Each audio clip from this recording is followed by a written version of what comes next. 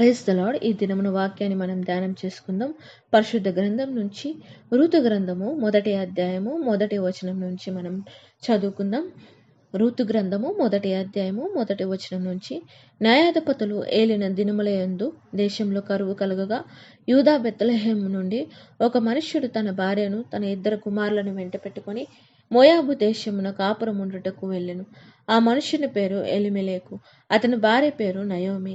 అతని 2 కుమారుల పేర్లు మహలోను, కిల్యోను. వారు యూదా బెత్లెహేము వారైన ఎఫ్రాతీయులు. వారు మోయాబు దేశమునకు వెళ్ళి అక్కడ కాపురముండిరి.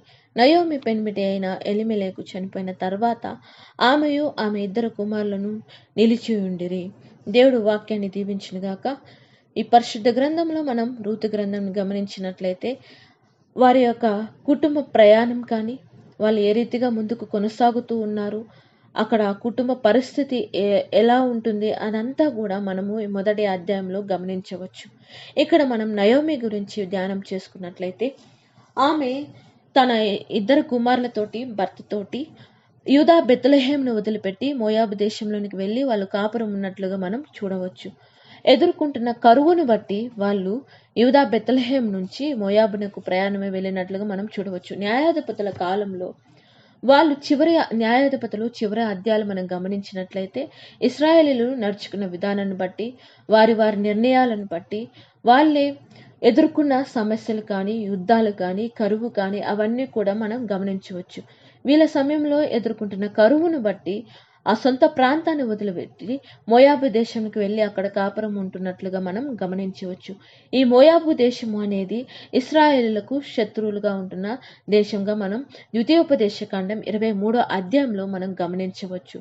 23వ అధ్యాయంలో గమనించినట్లయితే మోయాబీలు ఇశ్రాయేలులకు శత్రువులుగా ఉంటున్నట్లుగా, వాళ్ళ పరిస్థితి ఏ రీతిగా ఉంటుంది అదంతా కూడా మనం అక్కడ గమనించవచ్చు. శత్రు దేశం అయినప్పటికీ కూడా వాళ్ళు ఉంటున్న ఆ కరువు వల్ల ఆ కుటుంబం ఇక గడవదు అనేసి నిర్ణయించుకొని కుటుంబ సభ్యులు మొత్తము కూడా ప్రయాణమై మోయాబు దేశంలో నివసించినట్లుగా, అక్కడికి వెళ్ళి వాళ్ళు కాపురం ఉండిన తర్వాత కొన్ని దినాలకి అక్కడ ఎలిమెలేకు చనిపోయినట్లుగా మనం గమనించవచ్చు. ముందుగా భర్తని కోల్పోతూ ఉన్నది, విధవరాన్లుగా తన జీవితము కొనసాగుతున్నది. 10 సంవత్సరాలు గడిచిన తర్వాత తన 2 కుమారులు కూడా చనిపోయినట్లుగా మనం గమనించవచ్చు. ఇంచుమించు 10 సంవత్సరంలో అక్కడే నివసించిన తర్వాత 2 కుమారులు చనిపోయినట్లుగా మనం అక్కడ గమనించవచ్చు. అలా ఆమె విధవరాలుగాను, బిడ్డల్ని కోల్పోయిన తల్లిగా తన జీవితము ముందుకు ఏ రీతిగా కొనసాగుతూ ఉన్నది అనేది తర్వాత 6వ వచనం నుంచి మనం గమనించవచ్చు.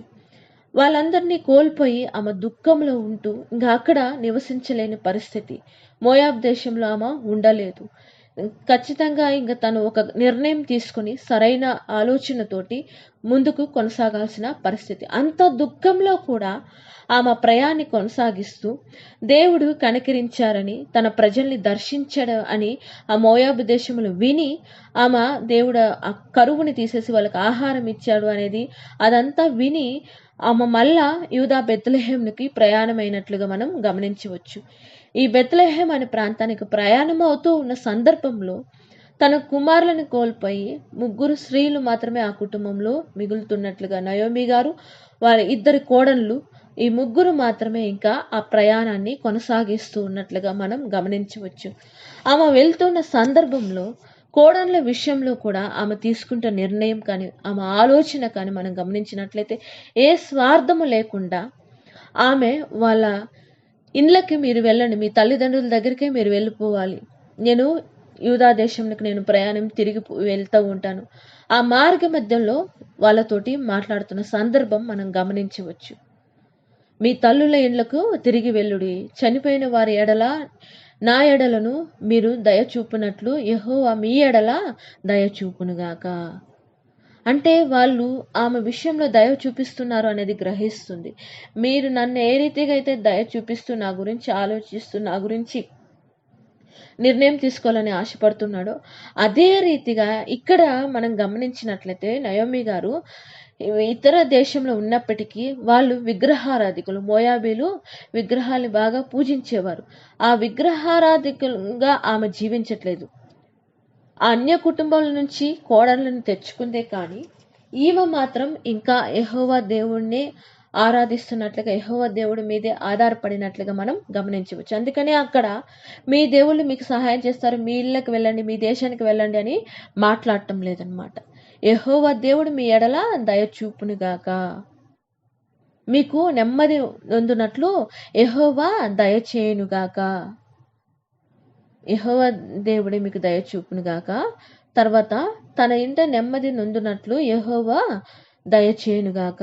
మీరు వెళ్ళిన తర్వాత అక్కడ తప్పకుండా దేవుడు మీకు దయ చూపిస్తాడు, మీరు సంతోషంగా ఉంటారు, మీకు దేవుడు ఒక మంచి భవిష్యత్తుని ఇస్తాడు అనేసి ఆమె ఎంతో నమ్మకంతో అక్కడ కూడా యెహోవా దేవుడు అని మాట్లాడుతుంది తప్ప, మీ దేవుళ్ళు మీకు సహాయం చేస్తారు, మీ కుటుంబం మిమ్మల్ని చూసుకుంటుంది అనేసి వేరుగా ఆమె ఏమీ మాట్లాడటం లేదనమాట. అలా చెప్పి ఆమె ముద్దు పెట్టుకుంటూ ఉన్నది. తర్వాత వాళ్ళు ఎలుగెత్తి ఏడుస్తూ ఉన్నారు, అంతటా వారు ఎలుగెత్తి ఏడుస్తూ. అంటే ఇంకా మనం ఒకరినొకరం కలుసుకోలేమేమో, విడిపోవలసిన పరిస్థితి వస్తుంది, ఇలాంటి పరిస్థితులు మనం ఉన్నామేంటి, ఒక దుఃఖంలో ఉంటున్నారు. రూతు ఓర్పా కూడా తన భర్తని కోల్పోయి వాళ్ళు విధవరాలుగా ఉంటూ దుఃఖంలో ఉంటూ ఉన్నారు. ఈమె తన భర్తని కోల్పోయింది, తన కుమారులను కోల్పోయి ఇంకా దుఃఖంలో ఈమె గడుపుతూ ఉన్నారు. ఆ దుఃఖంతో ఉంటూ వాళ్ళ ప్రయాణం కొనసాగుతూ మధ్యలో మళ్ళీ వీళ్ళు విడిపోవాల్సి వస్తున్న పరిస్థితి ఏమో అనేసి వాళ్ళు వెలిగెత్తి ఏడ్చి, నీ ప్రజల యొద్దకు నీతో కూడా వచ్చేదమని ఆమెతో చెప్పగా, అక్కడ కూడా వాళ్ళు నీ ప్రజల యొద్దకు నీతో కూడా వచ్చేదమనే చెప్తూ ఉన్నారు. ఇశ్రాయేలుని నీ ప్రజలనే అంటున్నారు. నువ్వెక్కడుంటే అక్కడ అంతా మా వాళ్ళే అని కూడా అనట్లేదు, నీ ప్రజల యొద్దకే అనేసి వాళ్ళు ఎంతో చక్కగా మాట్లాడుతున్నట్లుగా మనం గమనించవచ్చు. అక్కడ కూడా ఆమె తీసుకునే నిర్ణయం, నాతో మీరు వచ్చిన తర్వాత మీకేమీ ఉండదు, మీ భవిష్యత్తు అనేది సరైన రీతిగా ఉండదు, మీకు సమయం వృధా అవుతూ ఉంటుంది, మీ యవ్వన బలం అంతా వృధా అవుతూ ఉంటుంది, నాతో ఉన్నంత మాత్రాన్ని మీకు వచ్చేది ఏమీ ఉండదు. ఎందుకంటే ఆమె ఇంకా వృద్ధాప్యంలో ఉంటూ ఉన్నది కాబట్టి, తను మరణించిన తర్వాత వీళ్ళ పరిస్థితి ఏ రీతిగా ఉంటుందో, ఏ స్వార్థంతో నయోమి గారు అక్కడ ఆలోచించట్లేదండి.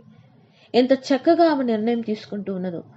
వీళ్ళకి ఇంకా ఎంతో భవిష్యత్తు ఉంది, వీళ్ళకి ఇంకా ఎంతో సమయం ఉంది, వీళ్ళ భవిష్యత్తుని నేను పాడు చేయకూడదు అనేసి ఆమె వాళ్ళ విషయంలో మాట్లాడుతున్న విధానాన్ని మనం గమనించవచ్చు. మీరు నాతో వచ్చిన ఎడల సరే, నేను ఒక పురుషుని దగ్గరికి వెళ్ళినా, నాకు ఒక కుమారుడు పుట్టినా, ఆ కుమారుడు పెద్దవాడయ్యేసరికి చాలా వయసు అయిపోతుంది, మీకు వయసు ఉండదు అనేసి ఆమె మాట్లాడటము. వాళ్ళు మళ్ళీ ఇక్కడ ఎలుగెత్తి ఏడ్చి ఓర్పా తన అత్తను ముద్దు పెట్టుకొని అక్కడి నుంచి వెళ్ళిపోయినట్లుగా మనం గమనించవచ్చు. ఎలుగెత్తి ఏడ్చి ఓర్పా అత్తను ముద్దు పెట్టుకొని, అంటే వాళ్ళ అనుబంధం, వాళ్ళ ప్రేమ, వాళ్ళని ఏ రీతిగా ఆమె చూసుకున్నది, వాళ్ళ విషయంలో ఏ రీతిగా ఆమె ప్రేమిస్తూ ఉన్నది, ఎంత ఆలోచన కలిగి ఉన్నది అనేది ఇక్కడ ఈ మాటల్లోనే మనం గమనించవచ్చు. అంటే వాళ్ళు అన్య దేశంలో నుంచి వాళ్ళిద్దరిని వివాహం చేసుకున్నా సరే, ఆ ప్రేమించే విషయంలో, కోడళ్ళుగా వాళ్ళిద్దరిని చూసుకునే విషయంలో నయోమి గారు ఎంతో మర్యాదగా నడుచుకున్నట్లుగా, ఎంతో బాధ్యతగా నడుచుకున్నట్లుగా, ఎంతో ప్రేమతో నడుచుకున్నట్లుగా మనం ఇక్కడ గమనించవచ్చు. తర్వాత రూతుతో అంటూ ఉన్నది, నీ తోడు కోడలు వెళ్ళిపోయింది కదా, తన దేవుని యొద్దకు తిరిగిపోయినదే, నీవును నీ తోడి కోడల్లో వెంబడి వెళ్ళుము తన దేవుని యొద్దకు. మీ దేవుళ్ళు వేరు, మీ దేశం వేరు, మీ ప్రజలు వేరు అనేది ఇక్కడ మాట్లాడుతూ ఉన్నట్లుగా మనం గమనించవచ్చు. తన దేవుడి యొద్దకు తిరిగిపోయినదే అంటే వీళ్ళు ఇక ఈ కుటుంబంలోకి వచ్చేసారు కదా అనేసి ఇంక నా దేవుడే నీ దేవుడు అని ఆమె ఎక్కడ వాళ్ళని బలవంతం చేసినట్లుగా కూడా మనము గమనించవచ్చు. అందుకనే అక్కడ నీ దేవుడు, నా దేవుడు, నీ ప్రజలు, నా ప్రజలు అనేది అక్కడ చూస్తూ ఉన్నాం. ఇంకా మనం ఓర్పా వెళ్ళిపోయిన తర్వాత కూడా ఆమె మాట్లాడుతున్నది అదే, తన దేవుని యొద్దకు తిరిగి పోయినదే అనేసి. కానీ ఇక్కడ రూతు తీసుకునే నిర్ణయం కానీ, ఆ రూతు గారు నిజంగా ఆ సందర్భంలో ఓర్పాలాగా ప్రవర్తించి ఉండుంటే ఈ దినమున ఈ రూతు గ్రంథం గురించి, నయోమి గురించి మనం మాట్లాడుకునే వాళ్ళం కాదు. అది మామూలు కుటుంబంగా ఉండేది. కానీ రూతు గారు నిజంగా ఎంత మంచి నిర్ణయం తీసుకుంటుంది అంటే, నా వెంబడి రావద్దని నన్ను విడిచిపెట్టమని నన్ను బతిమాలుకొనవద్దు నువ్వు, నువ్వు నన్ను ఇంకా ఏమీ తొందర చేయొద్దు, నన్ను బతిమలాడుకోవద్దు అనేసి ఎంతో గట్టిగా నిర్ణయం తీసుకొని నిశ్చయితతోటి నయోమి గారికి ఆమె చెప్తున్న విధానము మనం గమనించవచ్చు. నువ్వేమీ నన్ను బతిమలాడొద్దు, నీవు వెళ్ళు చోటికే నేను వచ్చేదను, నీవు నివసించు చోటనే నేను నివసించదను, నీ జనమే నా జనము, నీ దేవుడే నా దేవుడు, నీ దేవుడే నా దేవుడు, నీ జనమే నా జనము. అంటే వాళ్ళకి తెలుసు ఇశ్రాయేలీలకి శత్రువులుగా వీళ్ళు ఉంటున్నారు కాబట్టి అక్కడికి వెళ్ళిన తర్వాత పరిస్థితి ఎలా ఉంటుంది అనేది రూతు గారికి తెలుసు. అందుకే అక్కడ క్లియర్గా చెప్తూ ఉందన్నదనమాట. నీ జనమే నా జనము, నీ దేవుడే నా దేవుడు, నీవు ఎక్కడ నివసిస్తావో నేను అక్కడే నివసిస్తాను అనేసి.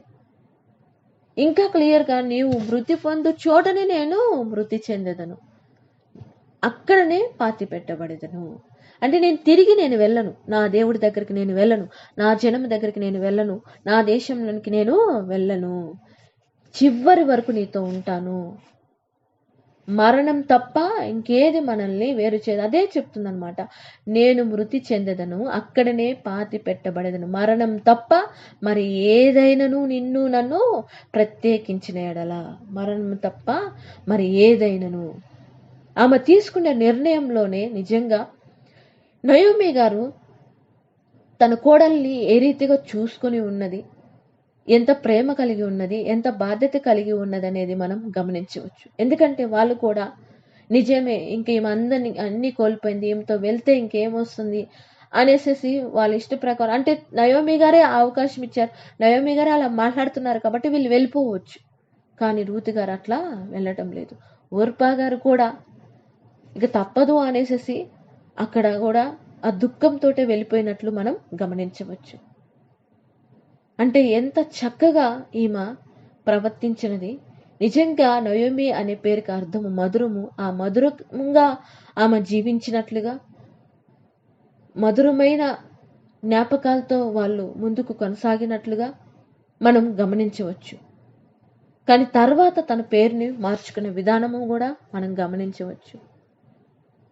రూతు గారు కూడా నిజంగా ఎంత మంచి నిర్ణయం తీసుకొని ముందుకు కొనసాగటం, ధైర్యంగా నేను ఈమెతోటి ఉండాలి, నయోమి గారితో, నా అత్తతోటి నేను ముందుకు కొనసాగాలి అనేసి తీసుకుంటున్న నిర్ణయం కానీ, యెహోవా దేవుడే మనకి తోడుగా ఉంటాడు అనేసి ఆమె నిర్ణయించుకొని ముందుకు కొనసాగటం అంతా కూడా మనం చూస్తాం. అందుకనే నయోమి గారు కూడా రూతు గారు ఆమె మనస్సు కుదిరినదని, అంటే ఇంకా దృఢంగా ఆమె నిశ్చయించుకుంది, ఆమె నిర్ణయం ఆమె తీసుకుంది, రూతు గారు తీసేసుకున్నారని గ్రహించిన తర్వాతనే నయోమి గారు రూతు గారిని తీసుకుని వెళ్ళడానికి సిద్ధపడినట్లుగా మనం గమనించవచ్చు. ఇంకా ఆమె మనసునే కుదిరినదని నయోమి తెలుసుకున్నప్పుడు అందును గురించి ఆమెతో మాట్లాడుట మానెను గనుక ఇంకేమీ మాట్లాడటం లేదు. సరే అమ్మ నీ ఇష్టం అని చెప్పేసి వాళ్ళు ఆ బెత్లెహేము యొక్క ప్రయాణం కొనసాగినట్లుగా అక్కడికి చేరిన తర్వాత అక్కడ ఉన్న వాళ్ళందరూ కూడా వీళ్ళని చూసి ఈమె నయోమి కదా అనేసి వచ్చి వాళ్ళు పలకరించడం కానీ, వాళ్ళని ఆదరించడం కానీ అదంతా కూడా మనం చూస్తాం. అక్కడ మళ్ళీ ఆ దుఃఖాన్ని నయోమి గారు వ్యక్తపరుస్తూ ఉన్నాడన్నమాట. తను ఎంత బాధలో ఉంది, ఎంత దుఃఖంలో ఉంటూ ఉన్నది అనేది తర్వాత వచనాల్లో కూడా 20వ వచనం, 19వ వచనం, 20వ వచనం నుంచి మనం గమనించవచ్చు అన్నమాట. సర్వశక్తుడు నాకు చాలా దుఃఖము కలుగచేసిన కనుక నన్ను నయోమి అనక మారా అనుడి అనేసి, నా జీవితంలో ఇంకా మధురము లేదు, ఇక నుంచి చేదు అనుభవాలే. ఆ మాట అంటానికి కారణము ఇంకా ఒంటరిగా వాళ్ళు ముందుకు కొనసాగాలి, వారి కుటుంబాన్ని వాళ్ళు పోషించుకోవటం విషయంలో కానీ, వాళ్ళని వాళ్ళు సంరక్షించుకునే విషయంలో కానీ, ప్రతి విషయంలో ఇంకా వాళ్ళే ముందుకు కొనసాగాలి. కాబట్టి ఆమె మారా అనుడి అంటుంది. ఈ చేదు అనుభవం గుండా నేను నా జీవితాన్ని ముందుకు కొనసాగించాలి కాబట్టి, ఆ మధురం అనేది నా జీవితం లేదు కాబట్టి అనేసి ఆమె అక్కడ మాట్లాడుతూ ఉన్నట్టుగా మనం గమనించవచ్చు. నేను సమృద్ధి గలదాన్నే వెళితిని, రిక్తురాలిగా తిరిగి వచ్చి తిని. నేను సమృద్ధిగా వెళ్ళాను కానీ రిక్తురాలుగా వస్తున్నాను, దేవుడు నాకెందుకు ఇలా చేశాడు. ఆమె ఆ దుఃఖంలో ఉండి మాట్లాడుతున్న విషయాలండి.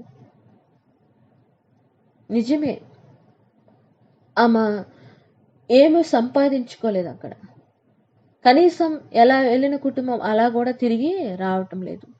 2 స్త్రీలు మాత్రమే తిరిగి రావటం.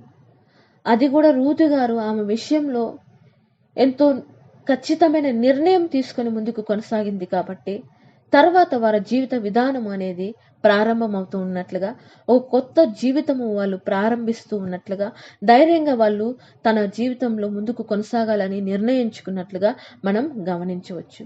ఈ కోతకాల సమయంలో వాళ్ళు యవల కోత ఆరంభంలో వాళ్ళు బెత్లెహేంలో చేరినట్లుగా మనం గమనించవచ్చు.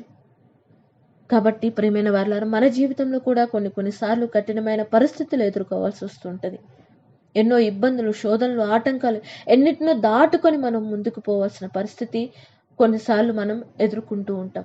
అటువంటి పరిస్థితుల్లో కూడా మనం ధైర్యంగా నయోమి గారు ఎంత దుఃఖంలో ఉన్నా సరే తన ప్రయాణాన్ని మరలా ఒక ప్రయాణాన్ని ఏ రీతిగా అయితే ప్రారంభించి ఉన్నదో, తనతో పాటు ఉంటున్న కోడళ్ళ విషయంలో తన ఆలోచన విధానం కానీ, తను మాట్లాడే విధానం కానీ, వాళ్ళ భవిష్యత్తు బాగుండాలి అని ఆలోచించిన విధానం కానీ మనం గమనించవచ్చు.